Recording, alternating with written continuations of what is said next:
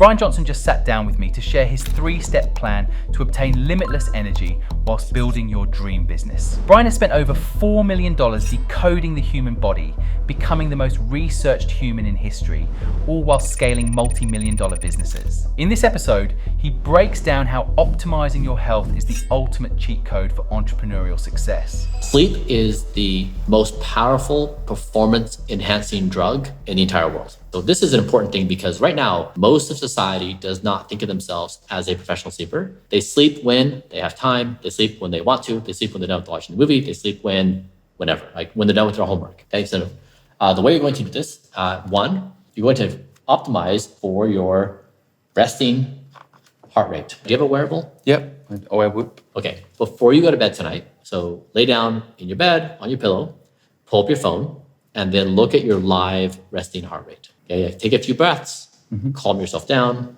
Let's just say it's 60 beats per minute. Your goal over the next week or 2 weeks or month is to lower your resting heart rate to 55 or 50. Now, what you're going to see is as you lower your heart rate, your sleep quality is going to improve. Oh, really? So here's what you're going to do to lower your resting heart rate.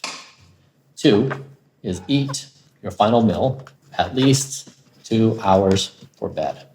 So if your bedtime is at 10 p.m., then your last meal of the day will be at 8 p.m. And if you do that, it gives your body some time to digest. I've been doing this 3 hours before. Oh, you have? I have been doing this 3 Okay, hours so your before. bedtime is when?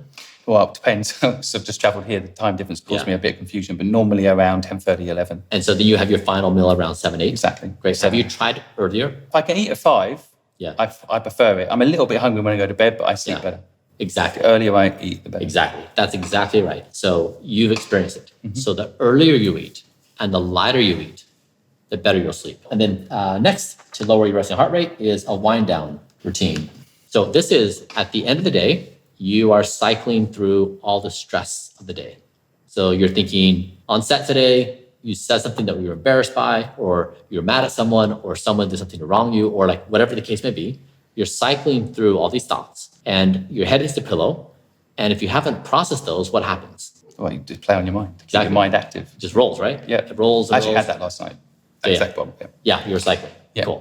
So the goal is to basically take those thoughts and you have to somehow put them to bed themselves. They have to be at rest. So I do this routine where I talk to myself. I give myself various character names. So I identify with ambitious Bryan. He's always the first guy to show up. So my bedtime's at 8:30 p.m. So at 7:30 p.m., I say, okay, sleep Bryan is now in charge. And the first person to show up is ambitious Bryan. Right. And he says, guys, I've got a new idea. It is spectacular. It is absolutely phenomenal. I know ambitious Bryan quite well. Yeah. And so the evening Bryan says, ambitious Bryan, we love you. Yeah. You're doing a great job. Yeah. We are now in sleep prep mode. So we're going to write down your idea. And then tomorrow, we're going to think about this new idea. And ambitious Bryan says, are you sure? And sleep Bryan says, yeah, we got it. Yeah. You sure? So then he goes away. And the next person to come up is anxious Bryan. And he says, today, in that conversation, you said something that was probably offensive and very short-sighted. And now they probably really hate you. And so sleep Bryan says, anxious Bryan, thank you for bringing that to our attention. Increasing self-awareness is very helpful. But going through this process, in that way, by writing down all the various Bryans and their needs, whether new ideas or whether concerns or whether case may upset, by the time my head is the pillow, if I've reconciled, I will be out in 2 minutes. When you go through your wind down routine, you're trying to calm your body down, including resolving your internal conflicts. You can also do things, this is my favorite, read a book. Hold a book in your hand and read it for bed. That is my number one move for calming myself down. So if you remember this, so you now approach this, you are a professional sleeper. You take that very seriously. You now have a measurement or a metric to say, if you lower your heart rate, your sleep is going to go up. And to do that, you're going to eat earlier and lighter. You're going to have a wind down routine to calm yourself down. You're going to have red or amber light. So at 7:30 p.m., I try to turn all screens off. And then we just have a red light in the house. So screens and blue light are going to make your melatonin not be produced, which will make it harder to go to sleep. So turn screens off, have red and amber light in your house, and then be consistent. I'm going to write plus or minus 30 minutes. So I recorded the best sleep score in history. I did 8 months of perfect sleep using Whoop, 100% per night for 8 months. So yeah, when I was doing that, I was in bed of 8:30 p.m. around a few minutes every night. I need to actually look at the data, but it was like I tried to be in bed like plus or minus a minute. It was very, very tight. What time are you getting up? 4:30. 4:30, yeah. So if you look at all these things, what you're basically saying is the world is a very hard place. It's hard to be human. And we experience a lot of angst and consternation on a daily basis. The single best thing anybody can do for their mental well-being, their physical well-being, for their emotional resilience, for the performance at school, the performance at work, everything is sleep. How many hours of sleep do you think is optimal? 7 to 8. I listen to this as, a 50-year-old rich guy, and I think I can easily do this. I'm half doing it already. Yeah. I'm not consistent. Yeah. Travel, blah, blah, blah. There's lots of reasons. But I just think of the audience, 50% of the population, just like they're working a second job in the evening. How can we help people get to this stage when they can't even afford to do any of this? So for those of you who are working 2 jobs and have constrained time, what happens if 2 jobs are being worked, then the person comes home, and let's just say you're feeling stressed that you've been working all day, you want some alone time. So let's say you pull up your phone, you want to scroll, you turn the TV on, you have something you're watching, and then you want to eat some food. And what happens doing that is doing all of those things makes sleep worse. Right? So then you're more tired the next day. Exactly. So, right. So this is what I would say to my 21-year-old self, right? And I was in that situation. I had no money. So I grew up poor. My mom made my clothes for me. I was dead poor until the age of 34. Nothing. So I know what this is like. You're working every second, every day. I had babies, so I was up at night sleeping and not sleeping because the kids were up. So I understand it is a grind to do these things. So what I'm saying is if I could travel in time and I could coach myself, I would say to myself, sleep is non-negotiable. You can't push through not getting sleep. And working an extra 2 or 3 hours a day trying to be more successful is not worth it. It is a foolish endeavor. Does it matter if you go to bed at 8, get up at 4:30, or go to bed at 11 and wake up at 7? Just choose your routine. Choose your routine and just be consistent. Every great business move I've ever made has one thing in common: the right people behind it. And when I need help finding these people to work on my projects, I go to Fiverr. It's a global platform full of top-tier freelancers who specialize in exactly what you need. Web developers, AI pros, designers, marketing experts, they're all here. And this isn't guesswork. Fiverr lets you check detailed portfolios, read real reviews, and choose professionals with proven track records. It's quick, focused, and efficient, so you can be sure you're securing the best talent for your projects. I use Fiverr across multiple projects, from building sites to launching campaigns to automating workflows. It helps me move fast and build better. No matter your budget, no matter where you're based, you'll find serious talent ready to help you scale. So if you're ready to take the next step with your business or idea, go to fiverr.co/Simon Squibb and use the code Simon for 10% off your first project. The talent is out there. Fiverr makes it easy to find. Okay, so you're a professional sleeper. Anyone listening now, you're a professional sleeper. So let's say people are doing this. What else do you think people should do? Back at 0. So exercise every single day. You can pick the thing you want to do. Basketball, Pilates, yoga, running, walking, weightlifting, pick your thing. Just be active every single day. You want to spend roughly 150 minutes per week in zone 2. That's when you and I are walking together. 130. Yeah, exactly. Yeah. We can maintain a conversation and we're not we can still exercise. And then 90 minutes a week in zone 5. Right. That's where you can't speak because you're working out so hard. So this is walking. Zone 2 is walking, proper little jog maybe. Zone 5 would be running, doing proper exercise, football, moving around fast. Yep. Now, if these seem excessive to you, that's okay. Just be active every single day. The thing that is good about this is if you're in a habit of doing something every day. So if going to the gym is a lot of work, go for a walk. And maybe during a phone call, walk during your phone call. Or during lunch, go for a walk. But just have a goal of doing that every single day, which is a good habit. And nutrition. Now, this is really important because only after you've mastered sleep and exercise is nutrition on point. Because we did a study at my brain interface company, Kernel, where we measured my willpower after a bad night's sleep of deep sleep and after a good night's sleep. So deep sleep is the first sleep window that opens up after you go to sleep. You fall asleep, You drop into the deep sleep first, you come back up, you do REM. Deep sleep is like when the trash collector comes to the body and picks up the trash. If you miss your deep sleep window, you can't make it back. So this is the idea that if someone's normal bedtime is 10 p.m. and then they go to bed at 1, they say, oh, I'll just sleep until 9. It doesn't work that way. You've missed your deep sleep window. Now, if you miss that deep sleep window, what happens the next day when it arrives and 7 p.m. arrives, you're going to crave junk food, bad food. And that happens to me. Yeah, and the likelihood that you're going to resist it is very low because your willpower is dramatically lower. So this goes back to the example. Somebody has 2 jobs. They come home, they want time to themselves, they scroll, they watch something, they eat some snacks. That raises their heart rate. It lessens their sleep quality. It lowers their willpower. So the next day when they come home, they're even more tired. They have even less willpower, so they snack even more. Now you're putting on weight. You don't feel like exercising because you don't feel good, right? So it has this vicious cycle. This is why being a professional sleeper is so important. It sets the foundation for all things. If you sleep well, you feel well. If you feel well, you exercise. If you exercise, you're going to eat well in nutrition. So you have to get yourself in the positive feedback loop. There's a death spiral that begins with bad sleep. You eat 1 meal a day, don't you? I eat 3. So 3 meals a day. But nutrition-wise, is there any quick guides on that for people listening? Yeah, so actually, I'll just give you, we have a plate that we've designed of the foods that are best for longevity. Okay, and we'll just chuck it up on the screen now. Yeah, so up on the screen. So that is, we basically went through all the scientific evidence. We said which foods have the best evidence for health and longevity. Okay. And so that's the selection. All right. And you eat breakfast, then you must eat again, and then lunch, and then nothing. Yeah, and so I personally eat 2,250 calories a day. My 130 grams of protein. Some people I know eat like 250 grams of protein a day.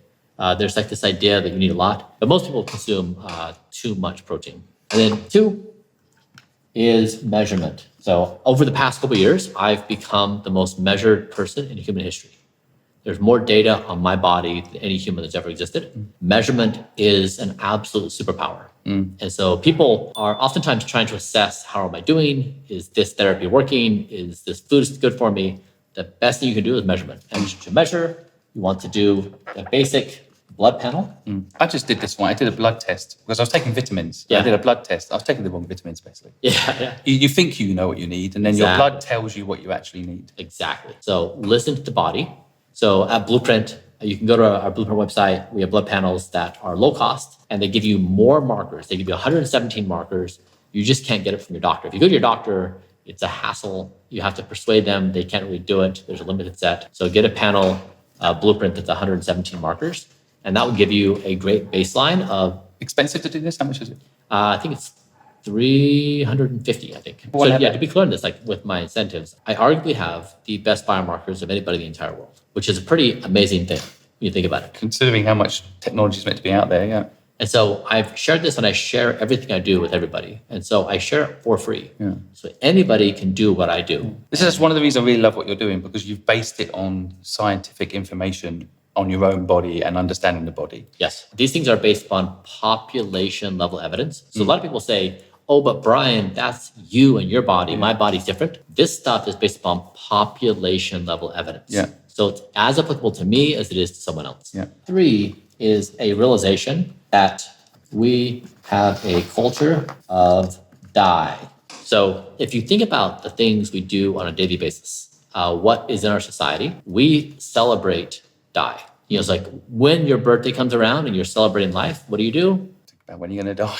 Well, you have a sugar-filled... Oh, I see what you mean. Sugar-filled cake. My birthday's coming up. My birthday's next week. So I'm thinking, God, you're right. We eat crap. So just realize that basically our 2025 culture is trying to kill you. Yeah. So when you packaged it up as fun. Exactly. Big lie. It's a gigantic lie. All of our cultural norms, like you do a good job, you celebrate some big win at work, you go out and get drunk and like lessen your life. Birthdays, you fill yourself full of sugar. So just if you start looking around, you're going to realize like it's so funny. You walk down the street and everywhere you go, it's like fast food. You know, people starting sugar. I think people resign to it. Like, I'm going to die. I might as well enjoy myself until I die. Yeah. And that goes back to our previous conversation. This is why like it's very hard to understand these ideas when you realize we are the first generation who won't die. It changes your outlook on everything. Like now you see a fast food joint, that's for like primitive people who didn't realize that we are the first generation who won't die. So we are a new species. And that's why it's a really big disruption in how we think. A lot of people listening to this will be eating In-N-Out and Five Guys and it's very hard to change habits, isn't it? I think that's what it is. If you're already in that habit, and a lot of 21-year-olds are in that habit already. They, like you say, at college and stuff. Let's do this. So none is better than some. So my challenge to each one of you, don't eat fast food, ever. No cheat days, no one-off, don't eat it. Because when you say every once in a while, it never is once in a while. Cheat days become cheat weeks become cheat months become cheat years. And so embrace this idea that we are evolving into a new species. We are the first generation who will not die. We're giving birth to superintelligence. This is the most spectacular moment in this part of the galaxy. It's an extraordinary opportunity. Don't waste it by eating junk food, by drinking, by smoking. Go to bed on time, take care of your health. Like, this is an epic opportunity to be human, the most epic in our history. Right now, think of everybody in your life. Is there anybody in your life or your viewer's life that is encouraging you to not die? Like wholesale don't die. Like, don't do anything. Even the ones that to love kill you yourself. still give you the shit. Exactly. The junk in your life. And that's a really interesting point. Literally, they love you and they don't do it. Is there any human on planet Earth? That's what I'm saying. You are the first. It's such a weird situation. It is. It's crazy. No one's talking about this. It's crazy. Everyone else is just like, they're trying to show you their love by helping you die. I want, as a successful business person that you are, I want to build a financial model around making this happen. Because I think I like what you just said there. Like, okay, so they can have chicken, just don't have the fries and that. In fact, that's saving money. Yes. Right. So what else can people do to financially be able to live this way? So my short-term hack is start a side hustle, a business that buys back time. So if you're selling something online, like TikTok Shop now is actually amazing. I can leave my TikTok Shop running all day, and then in the morning I can wake up and I've sold a load of stuff. I've got money coming in. I can afford to eat well and spend the day. Is there anything that jumps into your mind when you go back to your younger self? Yeah. You were like a lot of young people. You wanted to make money, and you built a company up. You sold it for 800 million. And you built this incredible brand. What would young people do today? They're going to copy that right now, by the way. Yeah. That's the blueprint they have. The principle I've always worked with is I didn't want to trade my time for money. Yep. That's what I should teach you at school. You can't get time back. Exactly. So in college, I thought, okay, I can get a job in college. I can make $11.50 to do a given job. If I work, 10 hours a week, I get that, that much money. And I thought, I don't think I want to trade my time for money. I want to invest in something where I can determine the value of what I do. And so I basically made the gamble, like entrepreneurship is the gamble, that if you work for nothing for some duration of time, that there's a big payout over time. From when I started Braintree to when I sold it, I forget the actual math, but it was something like I made the equivalent of $15,000 per hour around the clock. From the time you started it. Yeah, exactly. Now, if you realize, if you're an entrepreneur and you're doing that, you realize that 60 minutes you just spent, you just got paid $10,000 for that 60 minutes. That's mind-blowing. But you can't do that. You just have to realize that you're trading time to build on this bigger outcome. Well, it's basically equity in something. Yes. Isn't it? It's that simple. Because, I think a lot of people are selling an hour, which you can't get back. Whereas what we're talking about, and one of my basic principles for what I try to share with people is buy time, don't sell time. Yes. Which I think very related to what you're talking. Yeah. We can buy time by eating better. Yes. Right? We can get back time, the most valuable thing, by having more time if we look after our sleep and our nutrition. Yes. My argument is as well, can you build something where eventually, like your son, for example, who's clearly very smart, if I was him, I would drop out of university and I'd build something, maybe an AI advisory service, I don't know, something that can last 5-10 years, maybe that has some value as an equity item. And yes, for the first few years, he probably won't earn a lot of money from it, but he doesn't have to worry because he can live in with you. So if someone's listening and they can live with their parents and build something up that isn't selling time, do you think that's still a good bit of advice for today, despite our kind of slightly scary future? It is. Equity is good. Also, if you build something via software, you build a software application, and then you build it once, but you can sell it 1 million times. That's the appeal of software. Now you have to update it, upkeep it, improve it, but you're building something once, right, and you're selling it some n number of times. And so versus if you are washing windows or walking dogs, you're constrained to only doing that thing. You can only make money by walking the dog. You can't walk 300 dogs at the same time. Such a good point. Yeah. So you're always trying to scale the value of your time. And so, Well, one way to do it now on the modern world, I think social media is totally underrated. A lot of people, a bit like we're talking about with nutrition and sleep. Also, social media is given this very bad rap as a negative thing. I actually think it's a liberator. So if you're dog walking and you go live on TikTok and you video it, you might then put the video up. That video can make money while you're not walking the dog. yeah, exactly. So the walking the dog was just a byproduct of how you make money. Exactly. And I think I worry about building software products now because I think AI is going to replace them quite quickly. All the SaaS businesses are going to get wiped out. Exactly. I think personal brand is quite a big opportunity for people. You can have small following and build, quite a nice income stream from it. Yeah. Again, you post a video. I got a video up. I put up a year ago. It's a business video, how to do business. 10 million views. In the last 30 days, it's made $35,000. We made it a year ago. Yeah. Anything else you think? I mean, tech businesses still, of course, are very big. Any other, if you were trying to make money 21 years old now, what would you say? So I would equate this money thing with health. I mean, right now, the grand prize in society is money. And I'm saying right now, the grand prize is shifting to become life extension. Because the more time you have, the more things you can do that you enjoy, money you can make, money compounds over time. It's people have always assumed if death has always been inevitable. When that's inevitable, people then say like, okay, in my short period of time, I want to maximize wealth creation. Because if I do that, status, power, wealth, and cars and homes and whatever the case may be.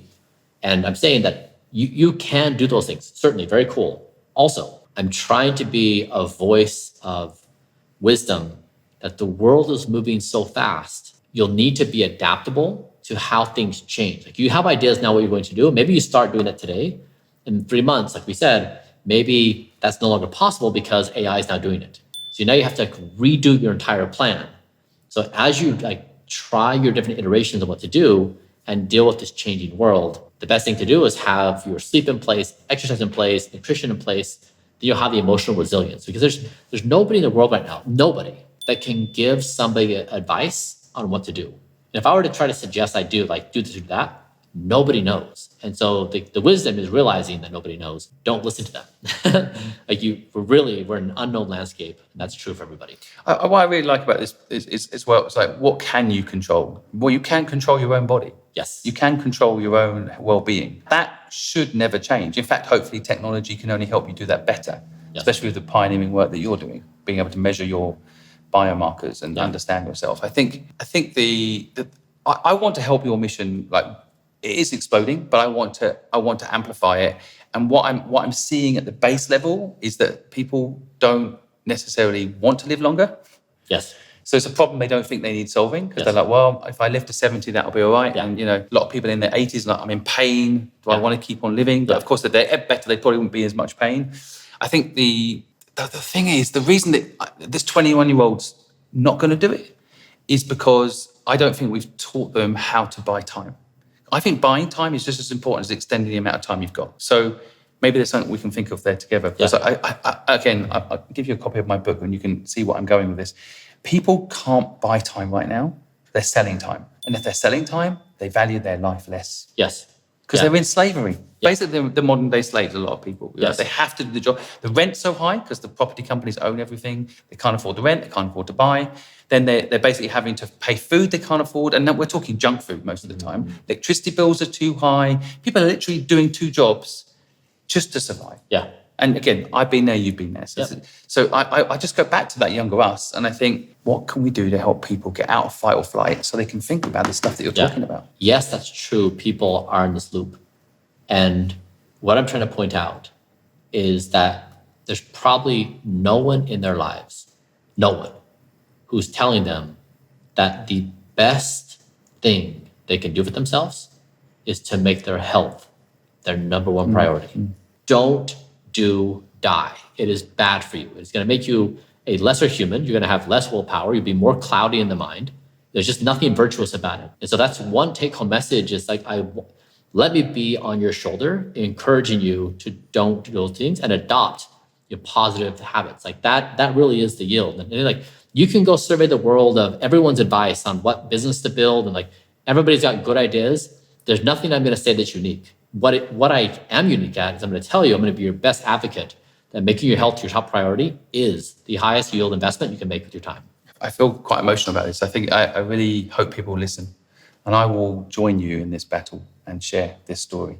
Because I think at least people have control over their own body. It's a great start to having control over your own life. And in many ways, like it's very hard to wrestle control in your daily life. Like you've got a job, you've got a manager, you've got a boss, all these things happen to you, but you can control your own body. Yeah. And so it really does help people wrestle control. Thank you for sharing this knowledge today. It's an important message. And I hope you guys got value. There's links down below. You can go check out the blueprint that Bryan Johnson and his team have built. Listen to this carefully, learn. We're off to have 130 grams worth of chicken protein now. We'll see you later.